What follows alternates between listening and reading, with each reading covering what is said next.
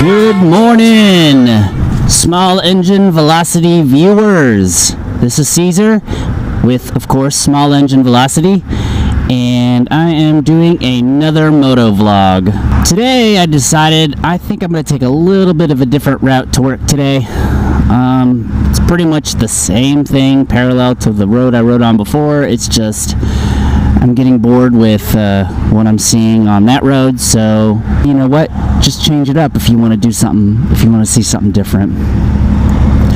Anyways, we had an influx of new subscribers and I wanted to welcome everybody. I know a lot of it's probably because of the contest that I'm having, the $30 Amazon card. I'll put a link below if that's not the reason why you're here and you want to subscribe and you want to join the contest. The reason for the contest is because of the return of this bike, lovely LaFawn. Hey, that's a cool phrase, the lovely LaFawn. I kind of wanted to go over a few things. I recently had a viewer send me an email asking me some questions about moto vlogging. What do I do? Well, kind of wanted to talk a little bit about that and probably turn it into 5 reasons. So there are things that I wish I had known before I started moto vlogging, and I know there are other videos out there that people have put out. None of them really seem to touch on the things that I ran into. Okay, so first thing I wish I had known when I started moto vlogging was that I knew that I didn't have to be ultra creative. Yeah, okay, you have to be creative. There's always reasons, you know, you always want to be creative to keep your audience attached, you know, some kind of hook so people can watch your videos, right? What I mean is that I thought I needed to have some kind of beautiful musical background, you know, everywhere I drove my bike, every time I talked, it needed to reflect what I was saying. That is true in certain situations, but not always true.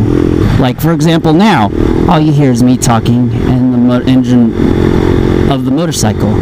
Well, you know what? That's what people want when they watch a moto vlog most of the time, is to feel the connection that you have with the motorcycle and with the road.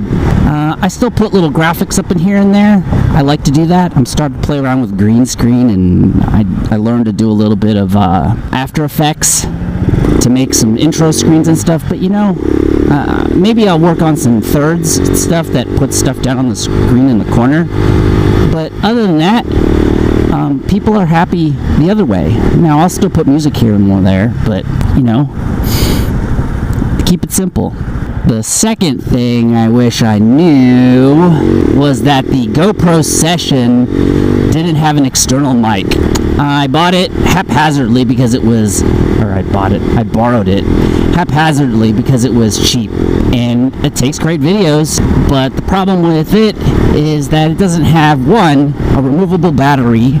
So if you stop, you gotta plug it in and charge it on a portable battery. Or you have to record your audio separately. Now, people thought in the beginning when I was doing my other videos, I was doing voiceovers. No, that's sound from my helmet. Well, I mean, there were a couple that I did, like the speed test for the LaFawn, that was a voiceover, but 99% of the other stuff was sounds from my helmet. And then I take it, I process it in Audacity, do audio filtering, and it filter out the sound. I mean, filter out the noise, filter out the sound. Then you wouldn't hear anything, right? So that was terrible. I mean, it wasn't terrible, but, you know, it worked out. So it leads me into number 3, that I don't have to have a GoPro 6, or a 5, or a 4. Although the 4 supposedly has a better external mic, I got a 3. And everyone's been watching YouTube videos on a 3rd generation Hero 3 Plus Black. I've tricked you into watching lower quality. Well, anyways, I record at 1080p at 48 frames. Seems to work the best for me. So, hey, you know, it's not bad. It looks great actually still. It's editable. it was cheap as crud. And then the replacement batteries, since it's an older GoPro, was cheap also. I got 3 batteries, I think, for like $15, or 2 batteries in a charger. That's great. Which again leads me to the point it has replaceable batteries. And then it also has an external mic. So now I'm recording all my audio directly onto my video footage. It's not the cleanest sound, but people get the idea that I'm not voiceovering. And it was cheap also. The mic was like $9.99. I mean, all this stuff the helmet could fall off my head into the ocean and be like, oh well, time to get another setup.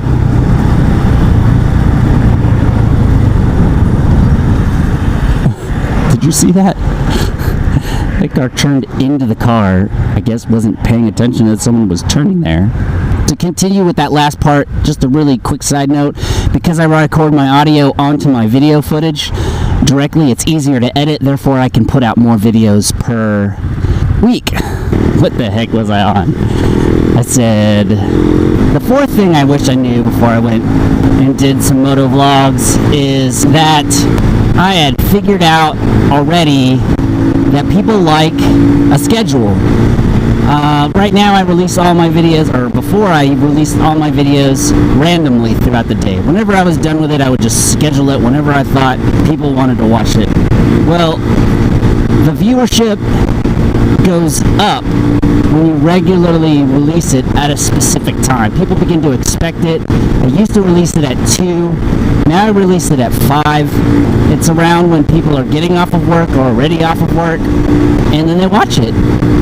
It just seems to work out, but I wish I had known that I should stick to a schedule. And then the last thing, or the first thing I wish I knew when making a moto vlog or a YouTube video in general is that I wish that I knew that tags mean way less than your title and your description. Make sure when you have a YouTube channel and a YouTube video that you put out, man, I'm going 55. Make sure that an accurate description with as many words as you can on the title, something that will sink people's teeth in. Perhaps it's a question or a statement with a question mark or something that people would want to watch for the answer. And then in your description, be detailed enough in your description so that people know what the heck your video is about. Now, it's less important, according to the videos I've watched and the stuff I've learned, is that the algorithm really wants to gain its knowledge for whatever your video name is. I also heard about the title of your file that you upload. You would also give it a name. Instead of saying Caesar's Vlog, call it 5 things I knew before I motovlogged or something, .mp4. And along with this also goes with the thumbnail. The thumbnail is important because that's what grabs people. I mean, are you going to click on a video that says Caesar's Vlog and then that's it? Or motovlog? No. You kind of want to see a sample of what you're going to see in the video. I've learned that people like to see faces, interesting stuff. Make sure the words in your video have, and this is my opinion, make sure the words in your video have high contrast so that they can read it. I like to, lately, have been taking clips out of the video and putting it in the cover, as well as in the intro to the video. I like to put a little piece of the video that happened in it in the front to kind of act like a hook so they can see what they saw, and then watch the video until they see that part that they saw in the beginning to get an explanation of what they saw. Anyways, it's a whole, like, you could think yourself to death, but really just make a good description in your title and a good description in there, and your stuff will get indexed correctly and you should be good. Now, the 0th reason, this is just me. I'm pretty sure this is a lot of people's opinions, but I do this from the beginning, but I just want to share it with everybody. Share it to as many Facebook pages and forums that are appropriate, on Twitter. Give it some good tags. Put it on Google Plus. I don't use Google Plus, but there are other people. So stick stuff out there. Put it everywhere. I mean, you're going to spend like 15, 20 minutes putting this stuff all over the place because it's just everywhere. You can even try putting sample videos in Instagram TV. That is my 5 things I wish I knew before I started motovlogging. And now that I am motovlogging, I am applying these. Now, of course, my techniques are evolving, and I want to be myself, but then I also want to create content that people want to watch, so I got to find that happy medium. So there, I hope you guys enjoyed that. I hope maybe I can encourage some people to start motovlogging. It's fun. It's a cool hobby. And now that I can have my audio integrated into my video, it's easier to edit. It doesn't take that much time. As I always say, thank you for watching. I appreciate you. Thank you for new viewers who are watching my videos. It is a pleasure to serve you. To my previous subscribers, thanks for coming again. I like comments. Go ahead and comment below if you want. Even comment just to say hello. Give me a like. Give me a dislike. I don't care. Interaction is interaction. Anyways, I am off to work. I hope that everyone enjoyed, and I will see you guys next time.